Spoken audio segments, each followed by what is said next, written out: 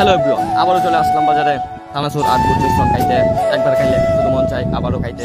আপনারা সকলেই দেখেন কিভাবে উনি মিশ্রণ করে এবং সুন্দর করে পরিবেশন করে। দেখতে থাকেন এই ভিডিওটি শেষ পর্যন্ত দেখবেন।